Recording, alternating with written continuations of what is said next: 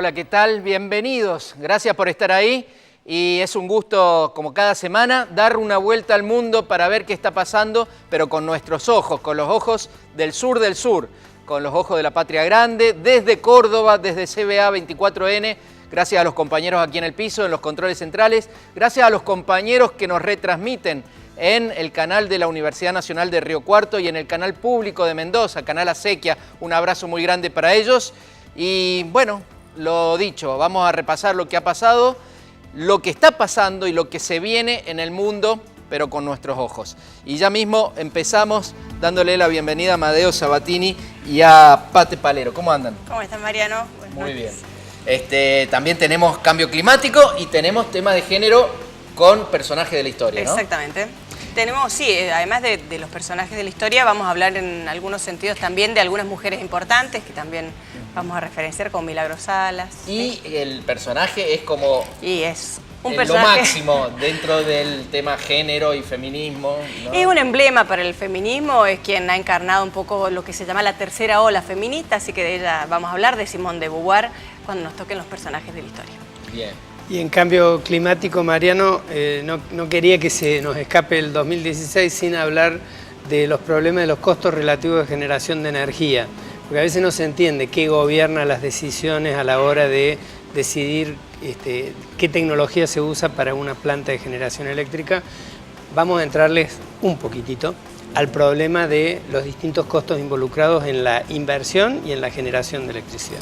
Y en el segundo bloque, el invitado es un invitado muy especial, es Leonel Ramos, un médico cubano que trabaja en Operación Milagro aquí en Córdoba. Vamos a seguir haciendo el homenaje que empezamos la semana pasada a Fidel Castro, con principalmente para nosotros, o para mí, lo más importante que nos deja el internacionalismo cubano, pero por un lado, cómo los cubanos pusieron el cuerpo y derramaron la sangre por la libertad de muchos pueblos en el mundo, pero por otro lado, el otro internacionalismo es esto: curar, ayudar, enseñar, etc. Eso va a ser en el segundo bloque. Y si les parece, nos metemos ya en lo que tenemos preparado para el primer bloque, ya que hablamos de internacionalismo, si hablamos de Patria Grande, lo que estamos viviendo con este gobierno antinacional es la destrucción absoluta de la integración regional, la destrucción del Mercosur, la suspensión de Venezuela. Y si les parece, vemos en el informe cuál es la contundente respuesta de Venezuela a esta triple alianza del Brasil de Temer, de la Argentina de Macri y del Paraguay de Horacio Cortés. En el texto, el gobierno venezolano considera que sanción no tiene sustento legal para aplicar procedimientos jurídicos en franco abuso de poder mediante invenciones de sanciones que no existen. La normativa del Mercosur no les autoriza tomar decisiones irritas por forjamientos de los tratados que no aplica a Venezuela. Los cancilleres de los países de la Triple Alianza se han confabulado en una intolerancia política contra la revolución bolivariana por su modelo integracionista. Venezuela ha cumplido con el marco normativo y de esa forma rechaza el acto fraudulento de la infracción internacional en irrespeto a un país constituido democráticamente.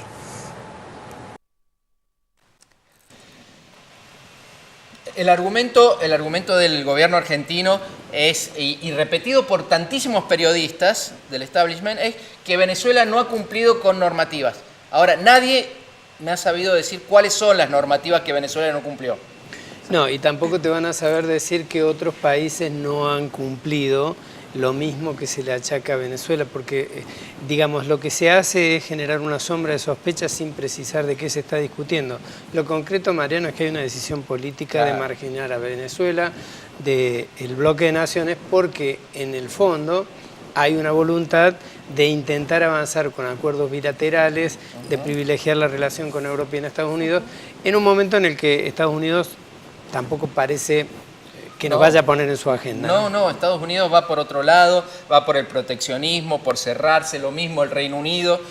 En ese sentido, ya ni siquiera podríamos decir que el gobierno argentino tiene una política neoliberal. Tiene una política exterior a la deriva, ¿no? La canciller Malcorra ha deambulado, en realidad estuvo un año tratando de ser secretaria general de la ONU, comete un error tras otro, y el nuevo error que está cometiendo el gobierno argentino a nivel internacional es el de tener presos políticos, ¿no? Ya se lo dijo Justin Trudeau, el primer ministro de Canadá, lo ha dicho Amnesty, lo ha dicho Human Rights Watch, ahora lo dice la ONU, la OEA, parece que va a venir una comisión de la ONU el año que viene. No hay respuesta de Argentina. Bueno, en realidad las respuestas son formales porque se planteó una posible invitación, pero del Comité de Detenciones Arbitrarias de la ONU lo que se dice es: nosotros vamos a ir de visita, está muy bien, desde 2003 que no vamos, pero no tiene nada que ver con lo que estamos exigiendo de Milagro Sala. La liberación. Vemos el informe del comité.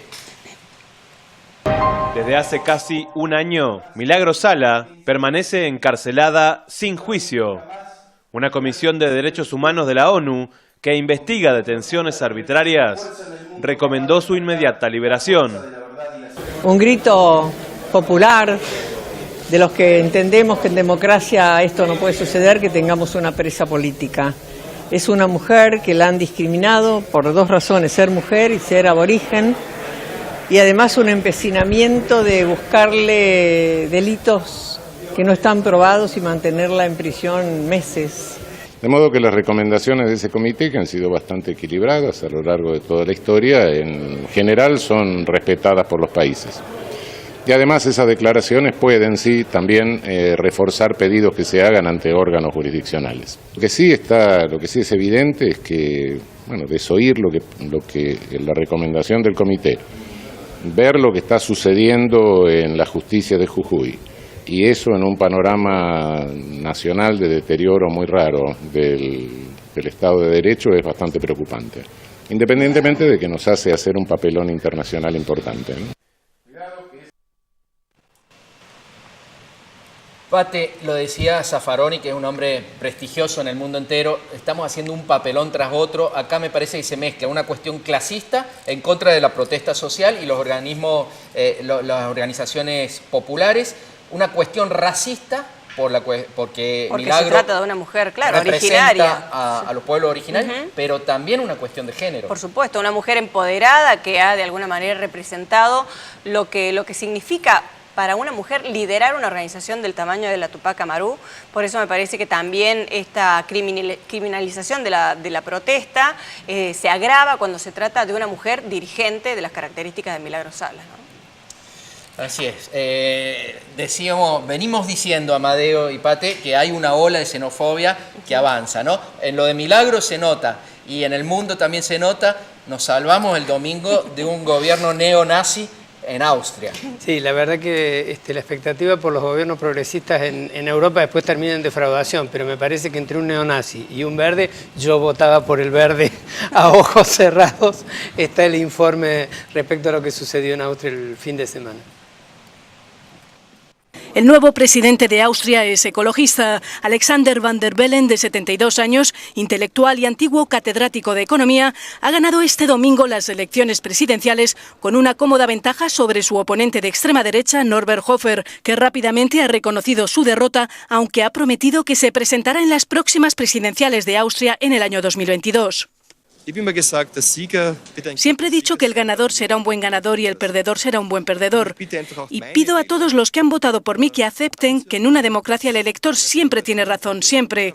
Y que al final todos tenemos que unirnos y permanecer juntos. Es de especial importancia. Una unidad a la que Alexander Van der Bellen también aspira, en un momento en el que el país está profundamente dividido desde hace un año.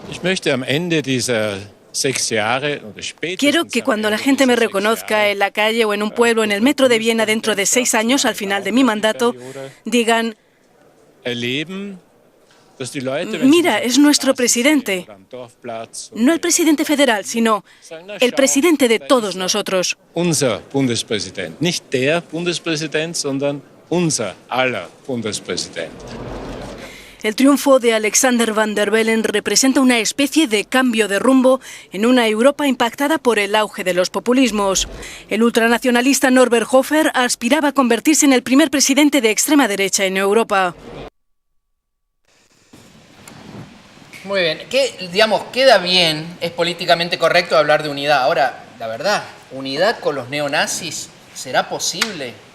Es por lo menos complicado. Es fácil ver la grieta trasladada a otros lugares, ¿no? Sí. La grieta en última instancia son intereses de clases. Y acá, a mí me queda la pregunta, Mariano, ¿cuánto influye la victoria de Trump en el electorado, en los electorados europeos?